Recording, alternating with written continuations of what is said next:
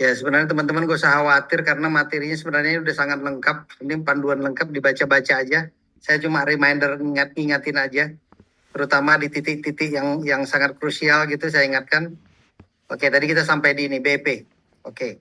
BP tadi kita kasih contoh. BP itu adalah di mana sorry. Oh iya benar ya, BP. BP itu bukan. Tadi kita udah sampai payback period, sorry.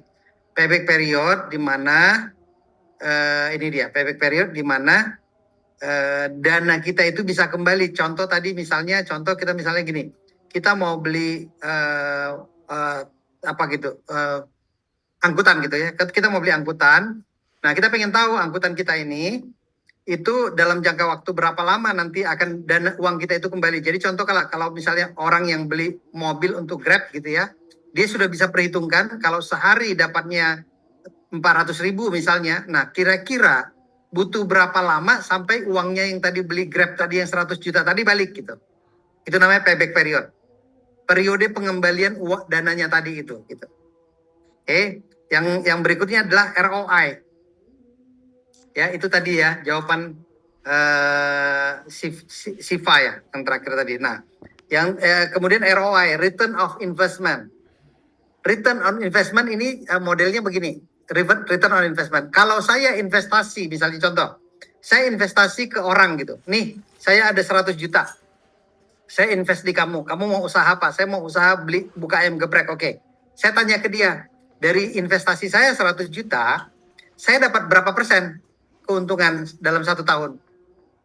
Jadi pengembalian, return on investment, pengembalian atas investasi. Oh, dia bilang kamu nanti akan dapat 20%. Oke, saya tahu. Karena saya 100 juta, setiap tahun saya akan dapat 20 juta, 20 juta, 20 juta, 20 juta. Itu namanya ROI. Yang terakhir adalah BEP, kayak yang tadi itu. Break even point. Break even point ini adalah di mana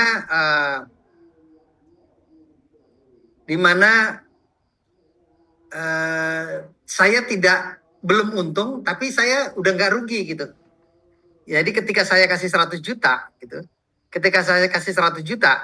untuk investasi, uang itu kembali ke saya 100 juta tapi belum ada untung apa-apa tapi udah balik gitu. Itu namanya BEP. Pulang dulu modalnya gitu. Nah, ini cara-cara orang berinvestasi. Ada lagi model-model lain, tapi yang paling umum dipakai adalah ROI dan BEP. Oke, nomor 6, menentukan jumlah tenaga kerja. Ini pertanyaannya sederhana gini, adik-adik. Kalau kamu usahanya apa? Saya kafe. Ditanya begini, berapa jumlah tenaga kerja? 4. Nah, dia tanya, apa dasarnya kamu menghitung jumlah tenaga kerja 4? Itu pertanyaannya. Yuk. Oke, sebelum kita lompat, saya mau tanya dulu. Gimana cara kamu menentukan jumlah tenaga kerja? Menurut kalian apa dasarnya? Contoh, kalian punya kafe.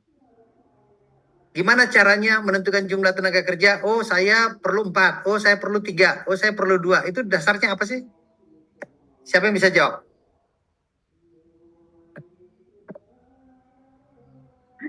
Menurut saya, mungkin dari penentuan job desk-nya, Pak. Nah, oke. Dari job desk nanti ketahuan siapa mengerjakan apa dan siapa harus mencapai berapa gitu kan? Iya, Pak. Selain job desk apa? Job desk oke, good. Job desk itu untuk tahu, oh ini ngerjakan ini. Apalagi dasar biasanya yang ditentukan itu? Pertimbangannya apa? Pernah dengar KPI?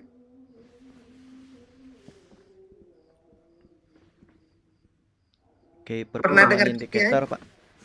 Ya, Key Performance Indicator. Jadi kalau misalnya target saya harus mencapai 200 gitu ya. Sementara satu orang ini saya kasih target 100. Saya butuh orang berapa? Saya butuh orang berapa? Nah, 2 dong. Ya, 2 dong. 2, Pak. 2. Karena satu orang saya kasih target 100. Jadi Itu tadi dasar-dasar. Jadi kalau kita harus tahu dasar sebuah penetapan berapa jumlah tenaga kerja itu ada dasarnya gitu ya. Nah, kalau tenaganya ada yang tenaga ahli, ada yang kurang ahli, mempengaruhi jumlah tenaga kerja nggak?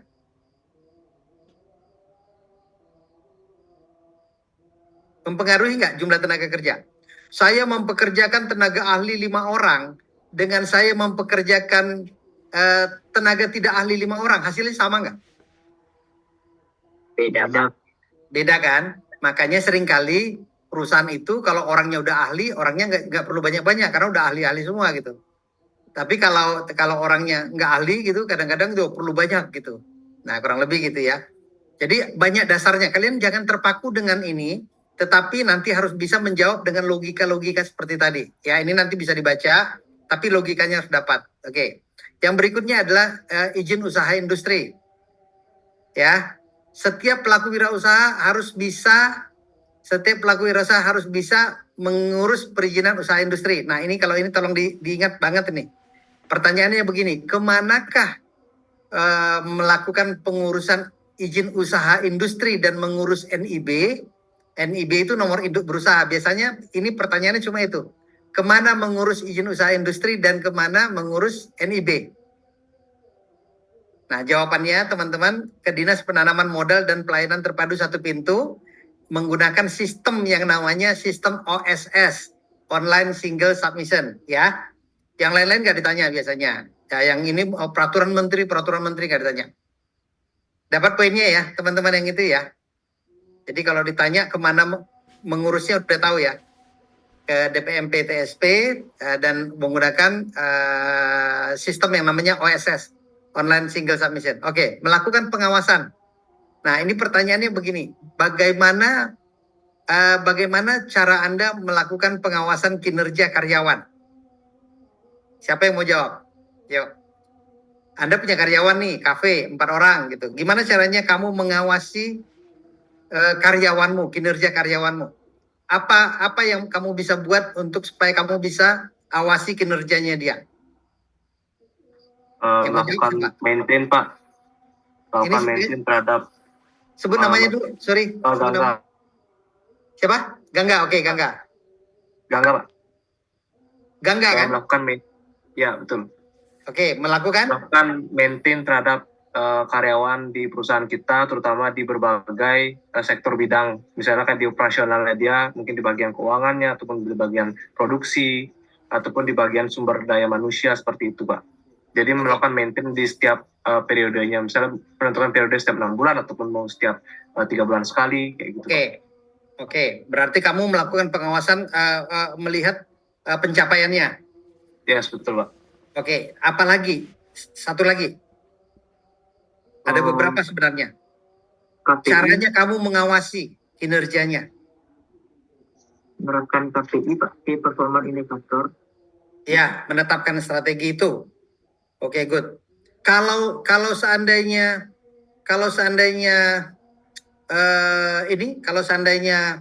memberikan pelatihan, apakah itu juga bagian daripada pengawasan kinerja? Iya, Pak. Mungkin Karena masuk, itu kan Pak. pembekalan, Tapi itu Pak. mungkin kalau untuk melakukan pelatihan itu lebih ke mungkin di awal mereka mengambil job desk atau pekerjaan tersebut. Jadi mereka walaupun mereka sudah tahu dasarnya, tapi mereka kan tetap harus ada pelatihan seperti training, seperti itu. Oke, baik. Ya, yang penting kalian kalau ditanya harus bisa jawab kayak tadi, itu udah bagus loh ya. Jangan ingat, ini kisi-kisi nih. Kalau uji kompetensi ditanya asesor, karena yang menguji kalian bisa jadi nanti mereka kan udah pakar-pakar. Jangan pernah bilang, oh kalau itu saya nggak tahu Pak, nggak boleh. Orang yang dinyatakan kompeten itu harus bisa jawab. Terlepas jawaban kalian tepat atau kurang tepat, harus bisa jawab kuncinya. Dapat poinnya ya, ngerti ya? Jadi teman-teman nggak boleh bilang, oh kalau yang itu saya lupa Pak, saya nggak baca, saya nggak boleh gitu. Oke, masuk ke 9, perencanaan produksi. Oke, namanya produksi itu harus direncanakan. Ya, maka dia sebut ada 3. siapkan rencana produksi, penyusunan rencana produksi, susun rencana produksi, laporkan hasil perencanaan produksi. Ini tahapannya ini. Ya, ini penjelasannya, nanti dibaca ya, ini penjelasannya. Nah, ini PPIC, ini umum, ini 12 langkah membuat rencana produksi. Nggak usah dihafal ini juga nggak jelas. Nah, ini kalau ini teman-teman harus ingat nih. Ya, tahapan di dalam proses produksi. Di dalam proses produksi tahapannya itu ada 4. Ya, 1 planning, 2 routing, 3 scheduling, 4 dispatching. Nah, kalau ini harus diingat nih. Planning itu perencanaan proses produksi, routing itu penentuan alur proses produksi, scheduling itu penjadwalan proses produksi, dispatching itu perintah memulai proses produksi. Ini adalah tahapan yang umum di dalam proses produksi. Wirausaha industri ya. Diingat ya kalau ini ya. Nah, nanti materinya dikirim kok. Jadi kalian yang saya bilang ingat-ingat itu tolong di agak dihafalin kalau yang ini. Tapi kalau definisi nggak usah. Supervisi ini sama yang tadi loh, mensupervisi. Berarti mensupervisi itu kan berarti mensupervise ya, proses bagian daripada mengedukasi ya, mengajarkan gitu ya, namanya supervisor itu kan itu. Jadi ada 3, perencanaan, pelaksanaan dan evaluasi. Nah, ini penjelasannya teman-teman. Ini dia penjelasannya tadi yang disampaikan tadi itu, cara melakukan kegiatan supervisi, cara membuat laporan untuk pengawasan. Ya, nanti dibaca ini. Nah, 10 melakukan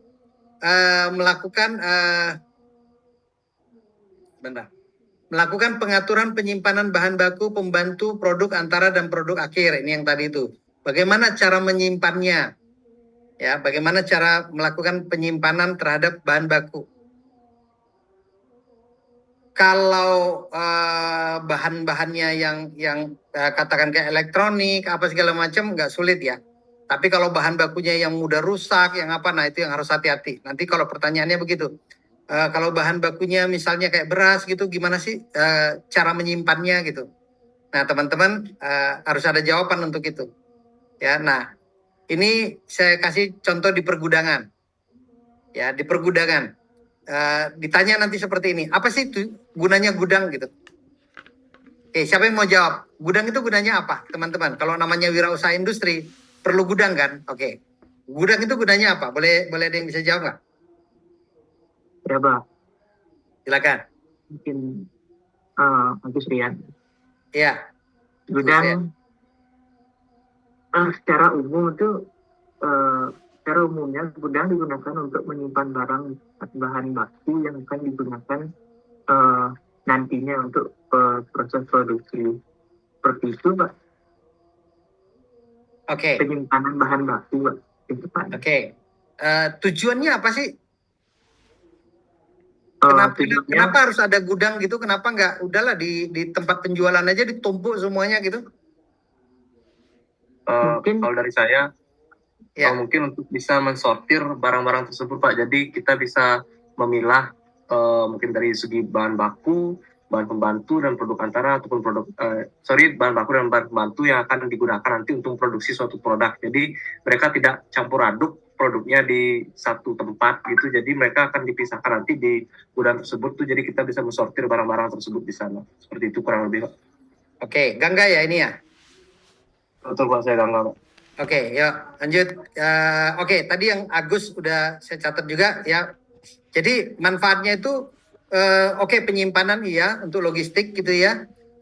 Kemudian lebih tertata tadi karena kita bisa tahu oh barang ini disimpan di sini, barang ini disimpan di sini gitu ya. Jadi kalau nggak ditumpuk sekaligus dan kemudian mendistribusikannya jadi mudah, jadi gampang gitu ya, karena nggak dibongkar-bongkar di sembarang tempat gitu ya, nggak tumpang tindih gitu. Jadi perlu, maka kalau kita misalnya perlu pergi ke gudang-gudang kayak Loto apa segala macam itu, mereka itu khusus tuh barang yang perlu cepat keluar, barang yang boleh tahan lama disimpan di mana, mereka tertata sekali. Oke.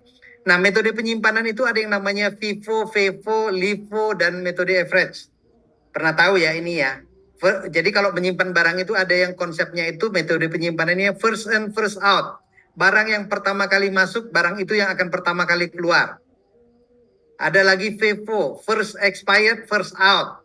mana yang paling cepat expire harus itu yang pertama kali keluar. Nah, jadi kalau Indomart itu pakai Vivo atau Vevo? Kalau Vivo. Indomart menyimpan barang pakai Vivo apa Vevo? Itu kalau tidak salah. Mana? Vivo, Vevo, Livo, Vivo. Livo ada lagi. Last in, first out. Yang paling terakhir masuk itu yang harus pertama kali keluar. Vivo. Ayo, kasih tahu namanya terus jawab. Saya catat. Yang barusan tadi siapa? Yang jawab barusan siapa tadi? Kalau saya Ayo, nggak tadi apa-apa. Jangan takut Vivo. salah. Vivo. Menurut saya. Agus Rian. Vivo.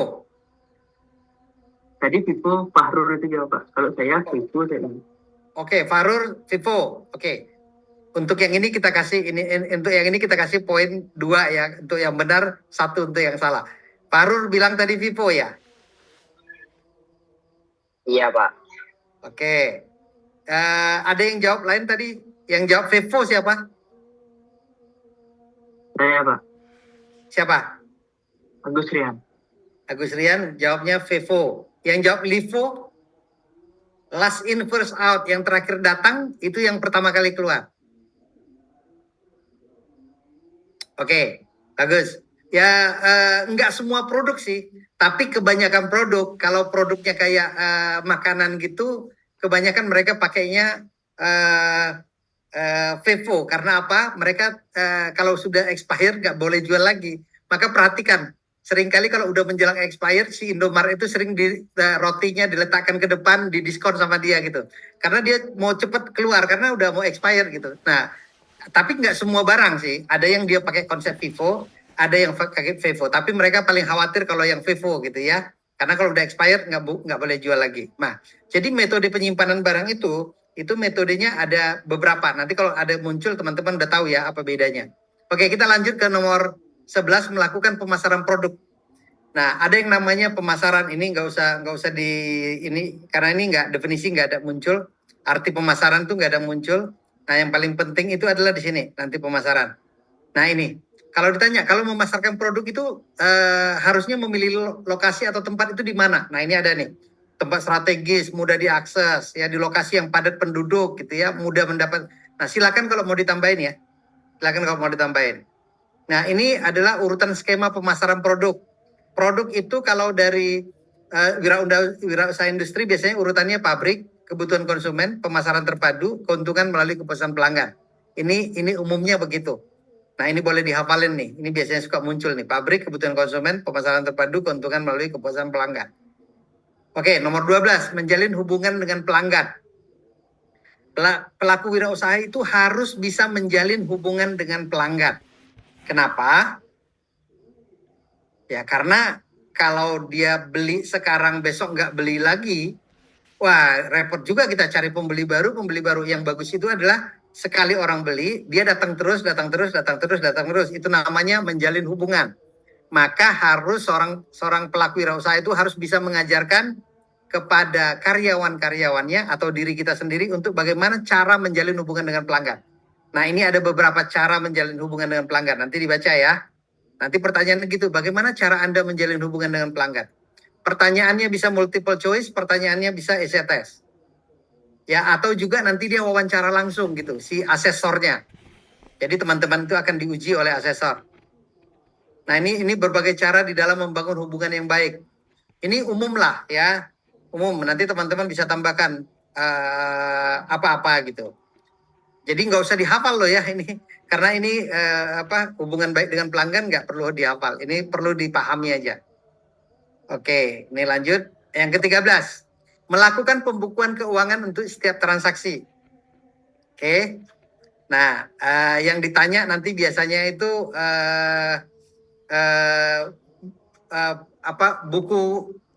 apa itu buku kas gitu. Nah, seperti ini. Apa itu buku kas? Terus kemudian buku kas. Ini pertanyaannya kayaknya cuma 2 deh dari sini. Nggak banyak-banyak gitu. Ya, saya ditanyanya adalah buku kas nih teman-teman harus ingat ya. Buku kas itu apa? Terus kemudian satunya lagi itu biasanya ini. Apa gunanya memiliki laporan pemasukan dan pengeluaran? Ayo, siapa yang bisa jawab? Kenapa sih kita harus perlu, kalau kita pelaku wirausaha, kenapa sih kita harus punya laporan pemasukan dan pengeluaran setiap hari, setiap minggu, setiap bulan? Siapa yang bisa jawab? Kenapa perlu? Saya Pak mungkin bisa bantu menjawab. Oke, kenapa perlu? Menurut saya suatu perusahaan harus memiliki laporan keuangan, pemasukan dan pengeluaran itu untuk mengetahui apakah perusahaan itu sedang untung ataupun rugi. Seperti itu, Pak. Jadi laporan keuangan itu digunakan nantinya satu. sebagai Oke, itu satu. pengelolaan. Yang kedua Ya. apa? Tadi kan ada 3. Yang kedua apa? Yang kedua, digunakan sebagai mungkin perbandingan antara tahun sebelumnya dan tahun sekarang, bagaimana peningkatan penjualan pada perusahaan tersebut. Mungkin seperti itu, Pak. Ya, termasuk kita perlu laporan itu supaya kita tahu posisi keuangan kita kan ya. Iya, betul. Keuangan ini perlu tambah modal apa enggak gitu. Udah untung apa belum gitu. Atau misalnya, ada kesalahan kayaknya nih. Ini pembukuan kayaknya salah melakukan nih. Jadi sekaligus mengecek kan. Kalau kita yang punya ini kan kita harus cek kan. Jangan-jangan orang pembukuan kita nakal nih gitu ya. Jadi banyak gunanya laporan pemasukan dan pengeluaran itu supaya kita bisa melihat betul nggak transaksi ini, betul nggak transaksi ini gitu. Nanti jawabnya begitu ya, adik-adik. Oke, nomor 14.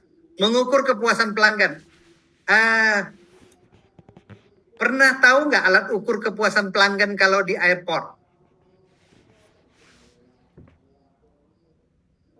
Ayo, siapa yang mungkin pernah tahu? Saya tahu tuh alat ukur kepuasan pelanggan gitu. Ada loh alat ukur kepuasan pelanggan. Siapa yang pernah tahu ada alat ukur kepuasan pelanggan? Contohnya, kasih contoh.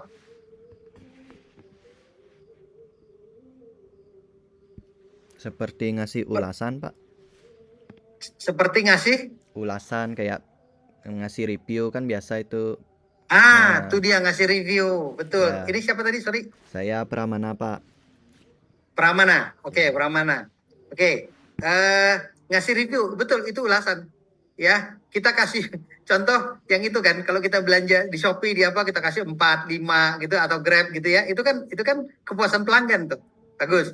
Kalau kita ke airport, pernah nggak lihat di airport atau di rumah sakit masuk ke toiletnya, terus nanti di situ ada yang sangat puas, kurang puas, kita tinggal pencet aja. Pernah lihat nggak itu? Kalau Itu saya juga. sih belum pernah, Pak, tapi pernah lihat di saat setelah pembayaran melalui kasir itu, kasir market, itu juga. ada puas atau tidak kayak gitu. Ya, atau tidak. ya. Itulah mengukur kepuasan pelanggan. Maka kita sebagai pelaku wirausaha jangan lupa harus bisa mengukur kepuasan pelanggan. Nah, pertanyaannya nanti begini, apa gunanya mengukur kepuasan pelanggan? Siapa yang bisa jawab? Kenapa harus diukur kepuasan pelanggan? Jawabannya kalau dari menurut saya itu sama seperti dari kita awal pada saat Zoom meeting tadi, yang dimana kita harus mengetahui feedback ataupun seberapa puas pelanggan ini yang sudah kita layani dengan service kita, entah itu melalui produk kita ataupun jasa kita, supaya kita tahu, supaya kita bisa mengimprove apa saja yang kurang ataupun apa yang memang kita harus tetapkan atau konsisten terhadap produk atau jasa yang sudah kita miliki, seperti itu. Oke, ini Pramana ya? Saya Gangga, Pak. Oh, Gangga, oke. Sorry ya, karena saya nggak lihat wajah, saya cuma dengar suara. Oke, thank you Gangga. Ya itu tadi, kita bisa lakukan improvement, tepat sekali. Karena kalau orang buat tidak puas, berarti kita harus improvement. Kalau orang bilang sangat puas, sangat puas, kita tahu bahwa pelayanan kita sudah maksimal dan mungkin kita mau melakukan improvement lagi, boleh gitu. Dan kita tahu bahwa tingkat kepuasannya sudah sangat tinggi gitu ya. Oke, good. Ini 5 langkah mengukur kepuasan pelanggan, nanti dibaca ya. Tapi tadi yang tadi udah bisa kita jawab, itu udah keren. Terus kemudian ini konsumen itu di dalam mengevaluasi kepuasan pelanggan Itu nanti katanya ada yang tangible, reliability dan responsiveness ya. Maka yang harus dilihat adalah sesuatu yang berwujud, yang kehandalan sama daya tanggap gitu ya. Jadi mengevaluasi yang namanya kepuasan itu tidak hanya yang terlihat saja, yang tidak terlihat juga harus dipahami gitu. Jadi kadang-kadang customer itu kalau ditanya gimana Bu, oh enak gitu, enak tapi nggak datang gitu. Gimana Bu rasanya setelah ini? Oh enak loh gitu, tapi nggak datang lagi gitu. Maka harus cukup jeli melihat-lihat begitu. Oke, yang terakhir, merancang program loyalitas pelanggan. Jadi kalau kita mau membuat sebuah desain loyalitas pelanggan, maka kita harus rancang programnya gitu. Jadi rancang programnya itu, maka teman-teman pernah lihat kan, misalnya program dia biar orang terus belanja melalui Shopee. Apa yang dilakukan Shopee? Wah, free ongkir. Itu kepuasan pelanggan itu, ya. Program reward point, ya. Terus kemudian cashback, ya kan. Kalau misalnya beberapa rumah makan yang ulang tahun di bulan ini gitu, diskon 50%, itu semua program loyalitas pelanggan. Ya, program yang membuat pelanggan itu menjadi loyal. Nah, nanti akan ditanya, apa gunanya program loyalitas pelanggan? Pasti teman-teman bisa jawab. Berikan contoh-contoh program loyalitas pelanggan. Ini beberapa contoh. Kalau berdasarkan pengalaman teman-teman, oh ada ini, dulu di Gacuan ada program ini, oh di sini ada, di McD ada ini. Silakan disampaikan aja. Itu juga program loyalitas pelanggan. Nah, kurang lebih itu, ya. Itu materinya kita. Itu materinya kita, teman-teman. Habis. Oke. Kemudian saya akan beritahukan kurang lebih nanti konsep ujiannya dulu. Ujiannya nanti ada yang ujian tertulis, ya, di mana bentuknya multiple choice. Ya, multiple choice. Ada juga essay test. Kalau nggak salah multiple choice-nya soalnya sekitar berapa ya? 30 gitu, 30 apa 20 gitu ya. Terus kemudian essay testnya ada kurang lebih sekitar 10 gitu. Nah itu. Nah nanti teman-teman nggak boleh kosong ya. Essay testnya harus dijawab penuh ya. Nah apa yang teman-teman tahu dijawab gitu. Jangan dikosongin. Kalau kosong udah pasti dibuat langsung tidak kompeten. Gitu. Jadi harus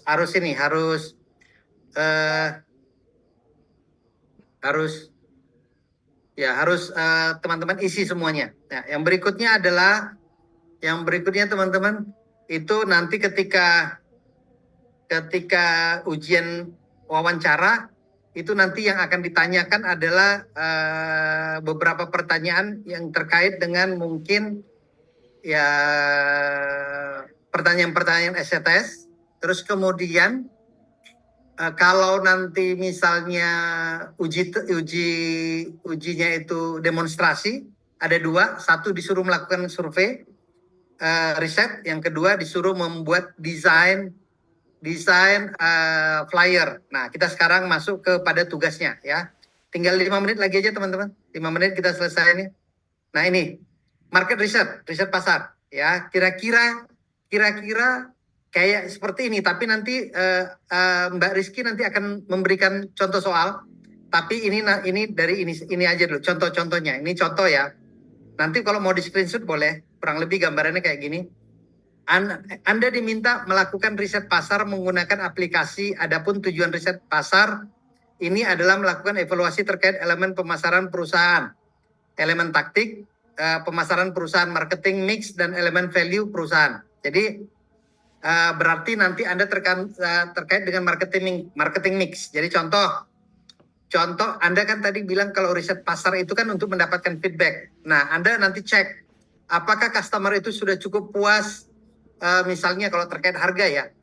Apakah harga yang diinginkan customer itu sudah cukup puas dengan harga yang kalian tawarkan sekarang? Atau misalnya di harga berapa sebenarnya customer itu lebih senang terhadap suatu produk misalnya. Contoh, kalau saya McD, saya mau melakukan riset pasar, maka saya akan tanya begini kurang lebih misalnya.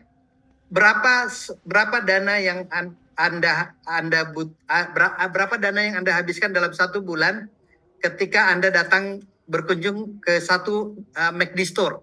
Nah, saya pengen tahu berapa uang yang mereka habiskan. Nah, nanti akan saya bantu itu ya pilihannya.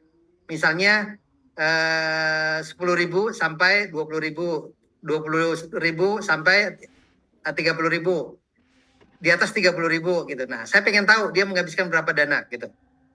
Yang kedua, misalnya saya pengen tahu terkait promosi. Nah, kalau terkait promosi, maka saya akan bertanya gini, program promosi seperti apa yang Anda suka yang selama ini telah kami berikan? 1, diskon 50%. 2, buy one get one free. 3, ini. Nah gitu. Saya pengen tahu, atau 4 lainnya gitu. Oh ternyata dia nggak suka semua, dia maunya yang lainnya gitu.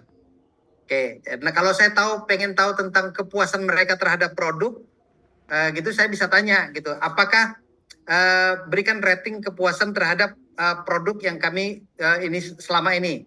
Sangat puas, kurang puas, puas, tidak puas gitu. Nah, itu juga feedback. Jadi, saya akan bertanya kurang lebih 6 pertanyaan inti. Nah, dia bilang, buatlah 6 pertanyaan inti. Jadi, kita bertanya terkait produk, terkait harga, terkait promosi, terkait mungkin placement gitu ya. Placement itu misalnya apakah berapa jarak yang Anda toleransi ketika Anda ingin membeli makanan McD misalnya. Oh, di bawah 2 km, di bawah 4 km, di bawah 6 km, artinya kalau di atas 8 km dia udah nggak mau datang lagi gitu. Atau menanyakan berapa jarak rumah Anda, kediaman Anda dengan McD store terdekat gitu. Atau saya ingin tahu berapa kali dia berkunjung ke McD dalam jangka waktu 1 bulan gitu. Nah, itu semua data-data yang dibutuhkan untuk nantinya mendapatkan feedback, memberikan feedback. Jadi tanya 6 pertanyaan inti. Nggak boleh nanya nama, boleh tanya nama, tapi nama nggak usah ditanya, usia boleh ditanya, tapi itu tidak inti. Alamat boleh ditanya, tapi itu tidak inti. Yang inti adalah terkait yang tadi itu, produk, price, placement, promotion. 4P. Oke. Nah, kemudian setelah jadi, kirimlah kepada audiens, ya responden, supaya mereka nanti mengisi minimal 15 orang. Mbak Rizky ini 15 atau 20? 15 ya. Minimal 15 orang. Ya, contohnya nanti dikirim Mbak Rizky langsung yang untuk ujiannya ya. Minimal 15 orang. Dan hasil dari survei tadi itu nanti dicetak dalam 2 bentuk. 1 Excel-nya dicetak, terus diagramnya dicetak. Nanti contohnya disampaikan sama Mbak Rizky. Oke. Oke, nah pakai Google Form boleh, MS Form boleh, bebas. Ya. Nah, oke, itu untuk, nah nanti bentuknya begini nih. Bentuknya kayak gini, di print ini. Ini adalah orang yang sudah mengisi survei. Nah, nanti diagramnya begini nih, otomatis kan di situ mereka ngisi ada langsung diagramnya kan. Nah, ini juga di print. Nah, inilah nanti yang akan diberikan kepada asesor dan asesor akan menanyakan kalian analisanya. Ya. Nah, ini tugasnya, teman-teman. Kemudian marketing tools. Berapa menit lagi? Ya, marketing tools design ini membuat tools design. Nah, ini ada petunjuknya nanti seperti ini nih. Nah, ini adalah kalian disuruh membuat flyer. Ini dulu saya buat flyernya, nama produk, ada nama perusahaannya, ada brandnya, ada gambar produknya, ada produk programnya. Produk programnya 50%, diskon 50% gitu ya.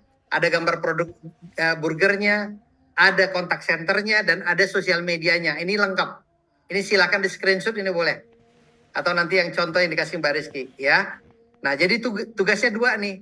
Ketemu asesor nanti udah bawa 2-2. Gitu ya, teman-teman. Oke, nanti lebih lengkap nanti di grup boleh chattingan sama Mbak Rizky. Kurang lebih seperti itu. Ini BIMTEK singkat kita. Mudah-mudahan sudah memberikan gambaran. Kalau ada yang mau ditanya, oke, masih ada waktu 1-2 menit. Silakan bertanya teman-teman. Untuk produknya bebas ya teman-teman ya. Ya, produknya bebas. Terserah. Kemudian mau ke pelanggan yang sudah ada ceritanya atau pelanggan yang baru, nah itu juga terserah. Mau pakai profil respondennya atau enggak, itu juga disesuaikan sama teman-teman. Jadi enggak mesti semuanya sama ya. Oke. Malam Bu Oke. Mas. Silakan ada yang mau bertanya? Saya ingin bertanya. Oke. Untuk pertanyaan pada surveinya itu, apakah menyesuaikan tadi dengan part P itu apa boleh kita yang membuat sendiri?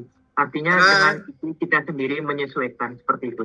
Ya, pokoknya terkait dengan pertanyaan inti itu terkait dengan produk, price, placement sama promotion. Bentuk pertanyaannya bebas.